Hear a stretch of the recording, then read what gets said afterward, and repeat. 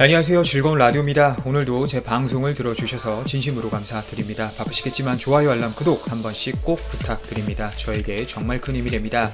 자, 오늘의 주제, 일본 반도체 장비 팔고 싶어도 사지 않는 삼성전자, 반도체 장비 국산화에 일본 결국 망연자실, 이란 주제와 일본 반도체 소재 업체 또 탈일본, 한국의 공장 건설, 이란 두 가지 주제로 여러분들과 한번 이야기를 나누어 보도록 하겠습니다.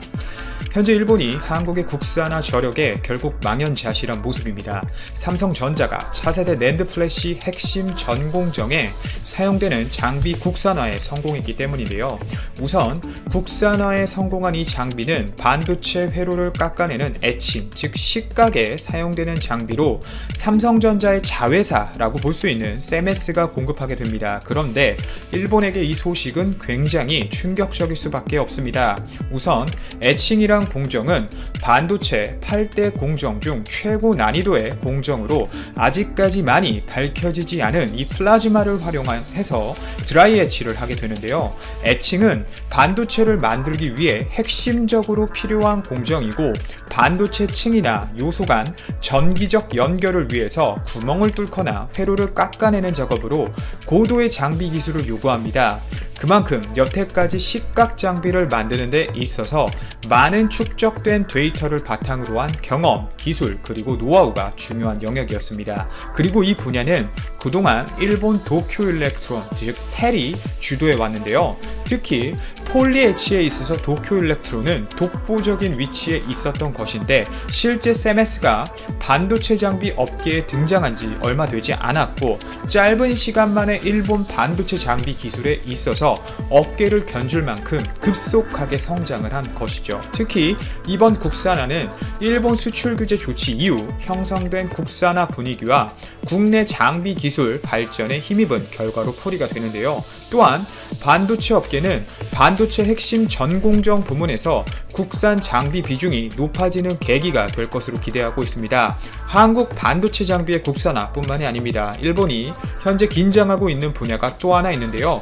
바로 최근 삼성전자가 중국 시안 제2공장에 약 10조 원에 달하는 규모를 투자 추가하는 것뿐만 아니라 일본 장비 소재 업체가 수백억 원을 한국에 투자해 공장을 짓기로 하는 등 현재 반도체 장비 소재 업체들의 탈일본이 연이어 진행되고 있기 때문입니다. 우선 약 10조 원 규모의 중국 시안 제2공장에 투자를 감행하는 삼성전자는 내년 상반기 가동 예정인 중국 시안 2공장에 들어갈 반도체 핵심 장비군의 세메스 제품 비중을 늘리는 것을 추진하고 있습니다. 앞서 말씀드린 이 식각 공정과 관련된 설비인데요. 바로 이 부분이 일본이 굉장히 긴장하고 있는 부분입니다. 실제 시안 반도체 공장은 삼성전자의 유일한 해외 메모리 반도체 생산 기지이죠. 그리고 그 시안 제2공장의 의미를 함께 살펴보자면 세계 최대 낸드 플래시 수요처이자 글로벌 모바일 IT 업체의 생산 기지가 집중된 중국 내 공급을 위해 건설된 것입니다. 이 부분이 바로 중요하죠. 세계 최대 낸드 플래시 수요처. 결국 시안 제2공장은 세계 최대 낸드 플래시 수요처를 대응하기 위해 건설된 공장이고 그만큼 규모가 크고 웨이퍼 생산량을 따져보자면 세계에 있어서 순위권에 드는 반도체 공장이라고 할 수 있습니다. 10조 원을 추가 투자하는 만큼 이 대규모 공장에 투입될 장비는 엄청나게 많다는 것인데 웨이퍼 처리량을 늘리기 위해 에치 장비가 전체 장비 비율에 있어서 차지하는 부분이 높은 만큼 만약 도쿄일렉트론이 그동안 우리나라 업체들에게 제공해왔던 반도체 장비들을 모두 우리나라 업체들에 의해 대체당한다면 그 점유율이 급속하게 떨어질 확률이 높기 때문입니다. 이 부분이 바로 일본 반도체 업체들이 가장 한국을 무서워하는 부분인 것이죠. 또한 일본 도쿄일렉트론의 반도체 장비를 대체할 만큼 한국의 세메스 반도체 장비가 기술적으로 많이 진전이 되었다는 것도 일본에게 있어서는 경악할 만한 이유입니다. 실제 중국 시안 공장에서는 D램 제품이 아닌 낸드 플래시 제품을 주력으로 양산하고 있습니다. 낸드 플래시에서 가장 중요한 에칭 공정은 낸드 플래시 셀 전체에 구멍, 채널 홀을 뚫는 채널 홀을 위한 고종횡비 공정, 그리고 정보를 읽고 제어하는 이 워드라인, 비트라인 사이 배선을 연결하는 콘택 공정, 그리고 낸드 플래시 주변부에 배선을 또 연결하는 페리퍼리 공정으로 구분이 되는데요. 현재 이런 공정들을 일본 반도체 장비들을 대체할 만큼 기술이 올라왔기 때문에 실제 반도체 공정에 투입이 된다는 것이죠. 5세대 낸드 플래시 공정에 적용되는 이 장비들이 실제 투입이 되는 것은 처음인 만큼 이것을 역으로 한번 해석을 해본다면 그만큼 우리나라 장비의 신뢰성과 장비의 기술 진척도가 일본 장비들만큼 상당히 올라왔다는 것을 의미합니다. 다음으론 결국 일본이 일본 발등을 찍은 상황인데요. 삼성전자가 방금 말씀드린 중국 반도체 공장 대규모 증설을 결정했다면 일본 반도체 소재 업체는 오히려 역으로 한국의 공장 설립을 본격화하고 있기 때문입니다. 삼성전자와 SK하이닉스 등 글로벌 반도체 기업의 생산량 증가에 발빠르게 대응하기 위해서입니다. 일본의 석영 유리 생산업체 도소는 최근 서울 금교에 수십억 엔을 투자해 공장을 건설한다고 밝혔는데요. 이 석영 유리는 반도체 전 공정에서 웨이퍼 고정에 쓰입니다. 이 도소의 석영 유리 세계 점유율은 20에서 30%에 달할 정도로 그 점유율은 높은 상황인데요. 최근 일본의 수출 규제 이후 한국과 일본의 관계가 차가워진 상황이기도 하고 한국이 방금 말씀드렸던 엄청난 기술이 투입되는 장비들을 하나둘씩 국산화해 나가고 있는 상황이기 때문에 일본의 업체들은 오히려 일본이 시장을 개척해 주길 기다리고 기대하는 것보다 한국에 먼저 다가와 한국 업체들과의 관계를 더욱 개선하려는 상황인 것이죠. 자, 뿐만 아니라 반도체 업황 개선이라는 엄청난 호재가 있기 때문입니다. 현재 낸드 값과 디램 값이 바닥을 친 상황이고 바닥을 친 상황에서 내년 시장에 적극적으로 대응하기 위해 많은 업체들이 재고를 빠르게 소진하고 있는데요. 내년 반도체 업황 개선에 여러 업체들이 무게를 두고 있고 만약 이 시장을 한국의 국산화에 일본이 만약 놓치게 된다면 사실상 일본은 일본 수출 규제와 관련해 한국과의 이 무역 전쟁에서 완패한 것과 다름이 없기 때문입니다. 실제 일본의 수출 규제 이후 한국의 반도체 생산 문제는 단 한 번도 거론된 적이 없으며 오히려 일본의 수출 규제 이후 대한 무역 적자가 소출되고 있는 상황이죠. 하지만 이런 상황에서도 일본은 정신을 차리지 못한 모양새입니다. 일본 수출 규제 철회와 관련해서 최근 국장급 회의를 가졌지만 수출 규제 철회는 본인들이 결정할 일이지 우리나라와 협의를 해서 할 문제가 아니라는 의견을 고수하고 있는데요. 또 그 와중에 일본 정부는 18일 한일 수출관리 정책 대화를 계기로 한국과 대량 살상 무기 비확산 분야에서 계속 협력하고 싶다는 뜻을 내비치고 있습니다. 스가 요시히데 관방장관은 이날 정례 기자회견에서 관련 질문에 16일 수출관리 정책 대화는 양국의 수출관리 제도의 운영에 대해 전문적 관점에서 폭넓은 논의가 이뤄진 것이라며 한국과 대량 살상 무기 등의 비확산을 위한 협력이 진행되기를 기대하겠다라고 말했는데요. 결국 이 수출관리 정책 대화가 한일 관계 개선으로 어떻게 이어질 것으로 보느냐는 질문에는 현안 해결에 도움이 될 수 있도록 수출관리 정책 대화를 계속하기로 한국과 일본이 합의한 것은 잘 됐다고 답변한 것으로는 보이나 일본의 쓸데없는 고집과 비논리적인 행동은 지속될 것으로 보입니다.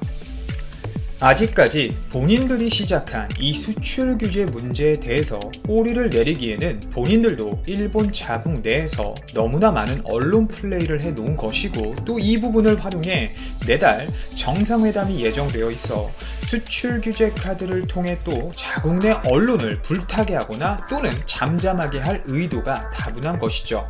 그리고 또 이러다가 이번 삼성전자의 시안 제2공장 대규모 투자와 관련해서 일본이 기회가 있다 싶을 때에는 분명 또 꼬리를 내리고 들어올 것이고 한국의 국산화와 관련된 소식을 하나둘씩 내놓으면 또 한국 시장을 잡기 위해 또 어떤 언론 플레이를 할지 기대가 되는 부분이네요.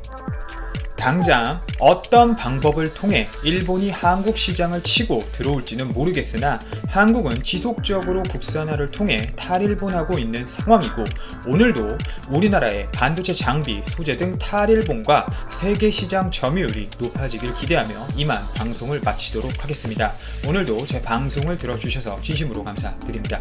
이만 방송 마치겠습니다. 한국의 우주 발사체에 대한 고체 연료 사용을 제한한 한미 미사일 지침이 28일 개정됐다. 이에 따라 고체 연료를 사용하는 우주 발사체 연구가 국내에서 자유롭게 이루어질 수 있게 됐다. 김현종 청와대 국가안보실 2차장은 이날 브리핑에서 2020년 7월 28일 오늘부터 우주 발사체에 대한 고체 연료 사용 제한을 해제하는 2020년 미사일 지침 개정을 채택한다. 대한민국의 모든 기업과 연구소, 대한민국 국적의 모든 개인은 기존의 액체 연료뿐 아니라 고체 연료와 하이브리드형 등 다양한 형태의 우주 발사체를 아무 제한 없이 자유롭게 연구, 개발하고 생산, 보유할 수 있다고 밝혔다. 한국의 탄도 미사일 개발 규제를 위해 1979년 만들어진 한미 미사일 지침은 우주 발사체와 관련한 추진력을 100만 파운드 초로 제한했다. 100만 파운드 초는 중량 200kg 미사일을 300km 이상 운반할 때 필요한 단위다. 하지만 우주로 발사체를 보내기 위해서는 5천만 또는 6천만 파운드 초의 추진력을 낼 수 있는 고체 연료 발사체 개발이 필요했다. 문재인 대통령은 지난해 10월 국가안보실의 백악관 국가안보회의와 접촉해 이 같은 문제를 해결하라고 지시한 것으로 전해졌다. 한미 양국은 지난 9개월간 협의를 통해 한미 미사일 지침 개정을 합의했다. 고체 연료는 액체 연료에 비해 비용과 주입 절차 등에서 효율성이 높은 것으로 알려졌다. 김 차장은 고체 연료는 액체 연료 비용의 약 10분의 1밖에 안 된다. 액체는 주입시키는 게 1시간 내지 2시간 걸린다. 로켓 엔진을 고체, 액체 연료로 나누어서 발사한다면 그만큼 효율성이 높아지고 옵션이 더 많이 생기는 것이라고 설명했다. 김 차장은 이번 고체 연료 사용 제한이 완전히 제거되면서 우리도 다른 우주 개발 선진국처럼 정부와 민간이 함께 액체형, 고체형, 하이브리드형 모두 자유롭게 개발하고 사용할 수 있게 됐다. 외부 발사체가 아니라 우리 과학자가 발명한 우주 발사체로 우리가 쏘아 올리는 서비스 제공하는 날도 오게 될 것이다. 한국판 스페이스X가 가상 아니라 현실이 될 수 있다고 전망했다.